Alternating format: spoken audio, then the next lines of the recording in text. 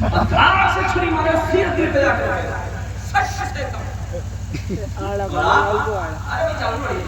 आदिल इनकी कोशिश ये होती है छुरी जब लंबी मारते हैं और दिल पे ले आके मारते हैं, उसकी वजह ये होती है कि जान जल्दी ठंडा हो, मैं छाल उतारो भागो दूसरा पकड़ो, जबकि जानवर मकरूह हो जाता है और जानवर को तकलीफ देनी होती है, कभी भी दिल पे छुरी न मारी जाती। दूसरी बात, अगर बिस्मिल्लाह इसने पहले पढ़ ली तो अभी गई छुरी बाद में चली, और छुरी पहले चल गई बिस्मिल्लाह बाद में पढ़ी तब भी जान अच्छा निगाहें कहीं है निशाना कहीं और मुंह कहीं है, और ये भी नहीं पता कितनी नसें काटनी है कितनी करते हैं, कौड़ी तक भी काट देते हैं नादान अल्लाह अल्लाह। तो कान खोल के सुनो, ईमान जो आज कमजोर है एक वजह ये भी है कि हम सही हलाल जानवर का मीट नहीं खाता। आपके यहाँ बेटी की शादी है, बेटे की शादी है, आपने फोन किया अरे भाई एक कुंटल चिकन चाहिए और 1 घंटे के अंदर चाहिए, मेहमान बहुत बड़ा बहुत बढ़िया। अब ले भैया 3 लड़के अबे जल्दी लो 1 घंटे के अंदर मुझे मुर्गा चाहिए 1 कुंटल जल्दी कर। अब उन्हें कहाँ पड़ी है चिंता बिल्ता बिस्मिल्लाह अब शादियों में चिकन खा रहे लेग पीस खा रहे भैया सुन ले बहुत काम की बात है, अच्छा चले जाओ भैया मगर कहाँ नहीं करी रखी हो।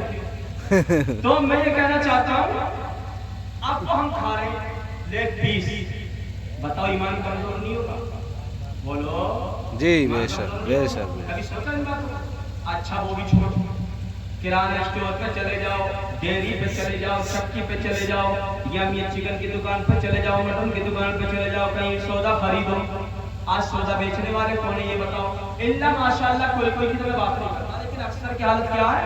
नमाज के करीब नहीं, रोजे के करीब नहीं, कुरान के करीब नहीं, इस्लाम के करीब नहीं, सच्चाई के करीब नहीं, अमानतदारी के करीब नहीं, ईमानदारी के करीब नहीं, झूठ पे झूठ, झूठ पे झूठ, झूठ पे झूठ, बिस्मिल्लाह का पता नहीं, ऐसे लोगों से हम सामान खरीद रहे हैं। बताओ ईमान बर्बाद होगा कि नहीं होगा?